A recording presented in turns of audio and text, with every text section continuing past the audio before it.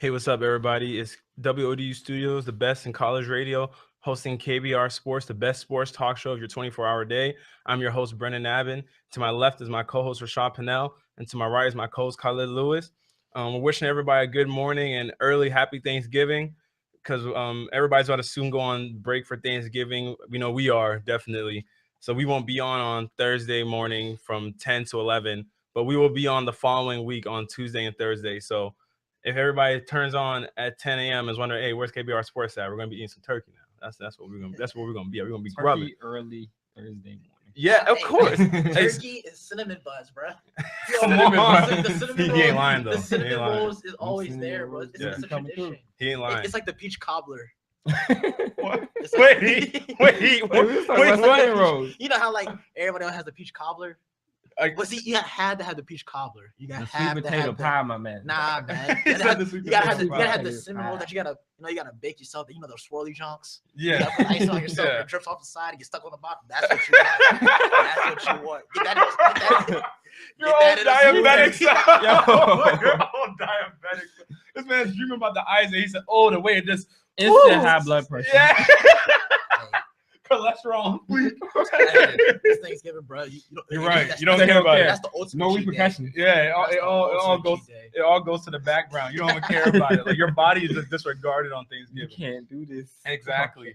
But speaking of Thanksgiving, we're going to talk about so many things. We're going to talk about like the Thanksgiving Day games actually, where the Cowboys are going to be playing the Panthers. You know, you have a whole host of games, and we're going to also be talking about the matchups on Sunday because this is a big week of games where two undefeated teams could possibly go down, where in the Patriots and the Panthers. And then we'll also be talking about the Patriots and the Bills from last night's game and what ramifications that game has on both teams.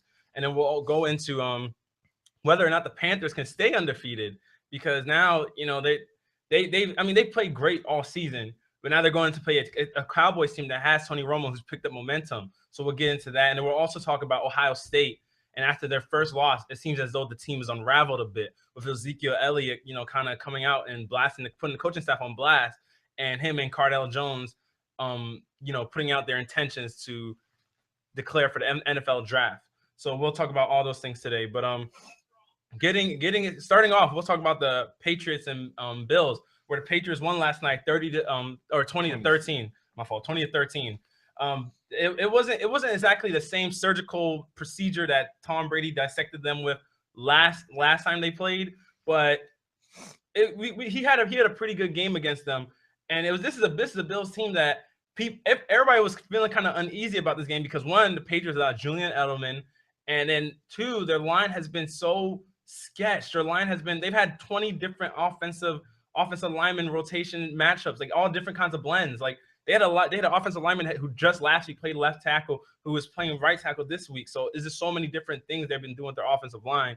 And then you also have the injury they suffered to Deion Lewis, who they had the very first time these teams played. So a lot of people were kind of iffy on this game. They're feeling that if the Patriots are going to lose a game this season, it was going to come against the Bills. But then it turns out the Bills ended up prevailing. The Patriots ended up prevailing. Sorry. But what do you guys think about the game and what it means for both the Patriots and the Bills now that the Patriots remain 10-0, and then the Bills, they fall to 5-5 and virtually are in a virtual tie almost with the Jets, but lead them in the division. And now it makes the wild card race even more of a toss-up because nobody knows, because the Bills had a 1-game lead on the Jets, but now the wild card sits between the Bills and the Pittsburgh Steelers. So what do you guys think it means for both teams? Rashad, we'll start off with you. What do you think this means for the Patriots and the Bills, this big game that took place last night? All right, so me personally, I don't think it means much for the Patriots, but what it does mean, it means that they have a chance to clinch the division either next week or 2 weeks from now. So that's very early for them to, clinch the division. That means they can start resting people, make sure they're healthy for the playoffs. Mm-hmm. But at the end, I don't find that as important because it's next man up for the Patriots. They play next man up. Whoever comes in, like, look, do two touchdowns, first two of his career. James White. Yeah. So I'm like, it really doesn't matter who Tom Brady's on the ball to now. But the Bills got cheated. They got robbed because you don't know what happened in that last play if he would have got out of bounds. I have an argument. Okay. I have an argument to that. The Patriots technically got cheated. They did because they on that did talk- inadvertent whistle. So either way, I mean, we could say Bills got. I mean, the likelihood that Hail Mary would have got completed. But you never know. It's the But NFL. I mean, it's the NFL. But we saw that Danny Amendola on that inadvertent whistle, he had open field, and he still had Rob Gronkowski down the field blocking for him against a cornerback. And I'm saying Rob Gronkowski blocking because I don't know what happened with the Bills defense on that play. I mean, I guess everybody got scared of Tom Brady rolling out, scrambling. So then everybody kind of ran up to Tom Brady. I can't even say it seriously, but they ran up to Tom Brady scrambling, and then everybody was out of bounds. And you had Danny, like legit, when they showed it on the ESPN cameras, there was like 70 yards of open space for Danny Amendola to run with nobody there. And I mean, he's so fast, nobody would have caught him. Mm-hmm. So it's like you most likely. And if he scores there, you mostly got the Bills don't get field position because then the Patriots don't. Steven Gronkowski doesn't miss his field goal attempt, so the Bills don't get good field position. They ultimately don't score, and the game, the whole game shifts from being 10-10 to being 17-3. But that's like that was kind of wasn't that a little earlier in the game? No, it was like third quarter. Third quarter, right? I'm just saying that's just another big play that we could say, hey, because. But I mean, yeah, we understand that's like that's a blown call on the on the Patriots, but everybody's talking about this whistle. I mean, there's no play, no stop of the play. They're talking about both. They are talking about, but mainly when it goes to when they say bad officiating, we're looking at that play. Because if the Patriots would have lost, see the reason why we're talking about both plays, the reason why they're talking about the Bills because the Bills lost. Yeah. Mm-hmm. But you see, it's different if the Patriots would have lost. The officials would have got ripped. Yeah, because the Patriots. We gotta continue real quick. But yeah, also, but the Patriots would have got ripped. The officials would have got ripped in favor of the Patriots because say the Patriots don't say the Patriots or the Bills score somehow, game goes in overtime, Patriots lose. Mm-hmm. Then everybody's gonna be like, well, the Patriots should have had a touchdown. That's why the Patriots fans were so blown because technically Danny Amendola should have scored on that play. But yeah, let me get to Khalid real quick. Khalid, what do you think about the game and what it means for both the Bills and the Patriots? Well, what it means for the Patriots, basically, the Patriots can now lose like 5 games and still be in the playoffs because even if the Bills win 6 games and they tie with the Patriots 11-5, mm-hmm. the Patriots gonna win the tie because they beat them twice. So they'll definitely take the division with just one more win. The Bills now they're gonna have to fight really hard to get more wins in the Pittsburgh. Well, yeah, to either get more wins in the Pittsburgh Steelers and to try and get into that wild card ahead of them.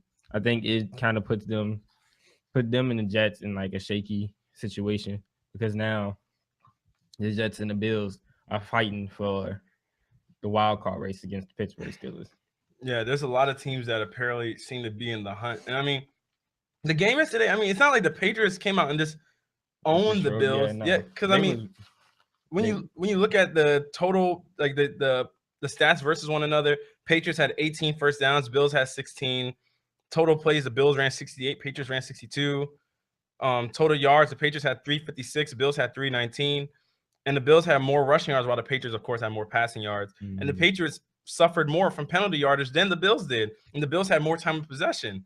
So the Bills had their chances to win the game. It's just, I mean, there were times, especially after you saw what happened with Tyrod Taylor's shoulder. I don't know if what's going on with his shoulder, if he has a hurt collarbone because he was at that near like in the fourth quarter around the 3-minute mark where he got pushed and then he stumbled down and landed on that shoulder. He was favoring it the whole game and then or the rest of the game. But then you kind of wonder why wasn't he pulled out if he was favoring that shoulder and then if that's hurting him. Apparently Rex Ryan said that he wouldn't have kept Tyrod in there if he felt as though Tyrod wasn't going to be, wasn't good enough to help the team. But essentially, it seemed like some of the, I mean, he had, even before he had got hurt, Tyrod Taylor had missed some throws to his receivers. Like, and then the level of, like, what do y'all think about how involved Sammy Watkins has been in this offense? Because he only had 3 receptions yesterday for 39 yards, and he's supposed to be their star receiver. Yeah, and there's so many plays where you see in the offense, like, the leading receiver is Chris Hogan with 6 receptions at 95 yards. And he had 7 targets while Sammy Watkins only had 6. See, yeah, I'd actually see. But when you have only like 5 or 6 in the box and you're stopping the run, which what the Patriots did yesterday, it's hard when now you focus attention on Sammy Watkins because you know how much of a threat he is. You have extra coverage over him, extra like you know what I'm saying. It's a spotlight on him because when 5 and 6 are in the box only, so you have your 3-4 down linemen and then 2 linebackers stopping the run. Mm-hmm. You can pretty much play a dime package against them and stop the run. Then it's hard to give someone like Sammy Watkins the ball. Now his targets, you can't really say much about that because that's not Sammy Watkins' fault. Because we've seen plays, Sammy Watkins do get open. It's just Tyrod Taylor don't hit him. So I mean, can we look at that kind of like his quarterback play or not enough time? No, I look at it. Or is it the running back not helping out? No, running. Yeah, say what you're gonna say, Colin. Because I think LaShawn McCoy, they didn't really stop LaShawn McCoy. Yeah. He really came through here 20 attempts and then 82 yards. Yeah, so he was averaging 4 yards a carry. So I mean, if you're giving it every single play you're giving LaShawn McCoy, he at least gets you 4 yards. But you got but some of those plays he had kind of like break runs, you know. His longest run was 27 yards. Yeah. Mm-hmm. I mean 10 yard, 15 yard runs are huge. Because a lot of his plays he was getting stopped at like 1 or 2 yards, and then that forces them to pass the ball, which is why they wasn't getting points. That's why they were huge, but why is the running back getting more targets than your star receiver? It's a check down route. LaShawn McCoy had 10 targets. Checkdowns. I mean, they're checkdowns, but that's kind of like when Brandon Whedon played at first. Remember we broke our record for most completions. All those were like pretty much checkdowns. Nothing was over 10, 20 yards. Where Sammy Watkins would have been something like that. Where like a Des Bryant for us would have been, or a Terrence Williams would have been. It would have been to like Lance Dunbar or Jason Witten, somebody up close. Sammy Watkins goes further up the field, and then most of those are checkdowns. And if you ain't got time, you hit your check down route because you want. Yeah, because it's quick and you want to get a completion. You're worried about getting turnovers because you know you can't have turnovers against the Patriots, so you don't check downs. But even the Patriots themselves, who are known for their short passing, Tom Brady only had 3 targets to his running back. To James White, he only had 3 targets. James White isn't like Deion Lewis. Think about what Deion Lewis plays. I know, but I'm saying, but Tom Brady still his targets. Damian Amendola still had 12 targets, 9 receptions. Rob Gronkowski has 7 targets, or he only had 2 receptions. And Brandon LaFell had 8 targets, 4 receptions. So Tom still got the ball out to his receivers more than he did to. Because I mean, isn't that one of the Achilles heels of the Bills offense? You got these names and these players that you think are such skilled players, and then you're not capitalizing on them because you're resorting to such low play offense. I mean, I'm not saying that anything's wrong with, but Tyrod Taylor was only sacked twice last night. But he was rushed a lot. And Tom Brady was rushed more than he was. He was. So you're telling me he had the time. And Tyrod's more scramble, more mobile than Tom Brady. So he had more opportunities for the offense to get off. Yeah. But I'm saying, we understand that Tom Brady can make those plays, but you got to think about this Tyrod Taylor we're talking about here. It is Tyrod Taylor. He's not the same type of player. He's not the same as Tom Brady, but he also, I mean, there has to be a point where you you can't just say he's not Tom Brady. You have to hold a player accountable. He had time in the pocket and he has a scrambling ability, and that's when these quarterbacks, the mobile quarterbacks, are most dangerous. Like him, Russell Wilson, Michael Vick, all those kind of guys are most dangerous when they're outside the pocket. And then he sometimes chose to scramble. And and these receivers know how to get open when you're scrambling. And there were times that they show Malcolm Butler did a good job on Sammy Watkins, but there were throws that Tyrod missed on Sammy Watkins where he beat Malcolm Butler straight on. He underthrew or Sammy Watkins on some play. Yeah, you know, and there were plays that you're just like, well, he could have got a big completion for Sammy or something, but then he resorts to LaShawn McCoy. And LaShawn McCoy dropped some key passes also that were, you know, easy. I mean, some of them, granted, were in like the last few minutes of the game, so he might have dropped them in order to conserve time, because if he catches them and he gets tackled inbounds, it runs too much clock. Think about that fumble they had too, like the clock when they play clock. That was the referees took their time to place the ball down. That took 15 seconds. Which play are you talking about? After they fumbled and they recovered it after Tyrod Taylor fumbled on the sack. And he fumbled the ball, but the offensive lineman recovered it. I think when they set the ball, the clock, they didn't stop the clock. They was like, you can't stop the clock because even though it was a sack fumble, you got to keep running the clock. The referees took their time. No, the referees set the. But remember, they showed Jay Gruden and show the Bills, and this is one of the reasons why people are saying the Bills aren't at that level yet at the Patriots, because Jay Gruden even commented saying about how the Bills, there was problems with the Bills headsets. And Jay or John? Oh, John Gruden. Yeah, my fault. But he was noting how there were problems with the Bills headsets, nothing to do with Patriots Patriots Stadium, nothing. It's just that the Bills have had this problem all season. Technical difficulty. Yeah, they were having technical difficulty, and he was even saying that the Bills have to be better about their late game clock management. You have to have plays ready for this. And then you see Tyrod Taylor just looking at the sideline like what? Yeah, like what are y'all trying to tell me to play? And yeah, you know what I'm saying. So the referees, even granted, they took their. I don't know if they because most of the time I couldn't see the referees. I saw because the Patriots players were smart in the fact that when the fumble happens, you have time to just sit on top of the ball to see who recovers it. So then the referees have to take the time to see who recovered it, and then obviously the Bills recovered it. But then Tyrod Taylor doesn't do his job of getting the team set up and ready to go on the line of scrimmage to hike the ball quick enough. So that's another thing that shows how the Bills are just not that team yet, and they do seem to have offensive weapons that you know that go well with that coincide with their defense, but when you can't maximize the potential of those offensive weapons, then they're just there as, they're there as relics. But